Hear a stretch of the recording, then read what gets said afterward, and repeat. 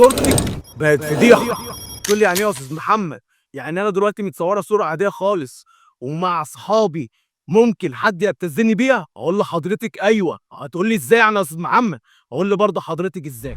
دلوقتي مع تقدم الذكاء الاصطناعي دلوقتي ممكن ياخد صوره حضرتك بشكل عادي خالص، وممكن يكون في مكان عام ياخدها لحضرتك ويحطها على الذكاء الاصطناعي ويحولها لصوره مخله بحضرتك ومخله بالشرف، وممكن كمان من جبروته ومن فقره انه يحولها لصور متحركه وهو في اوضاع مخله. هتقول لي يعني كل ده ممكن يحصل بالذكاء الاصطناعي يا استاذ محمد؟ اقول لحضرتك ايوه، ان الذكاء الاصطناعي دلوقتي بقى فيه تطور خطير جدا، ممكن اي حد يستغلها ضد حضرتك. فنصيحه مهمه جدا، ما تبعتيش صورك لاي حد وما تثقيش في اي حد اذا كان قريب منك، ما تعرفيش النوايا تبقى عند الله.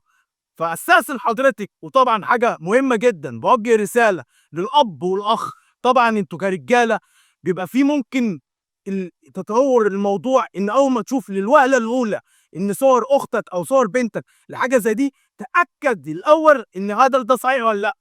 هتقول لي يعني ايه يا استاذ محمد؟ انا دلوقتي في حاله عصبيه بشوف بنتي واشوف اختي حاجه زي كده، اعمل ايه؟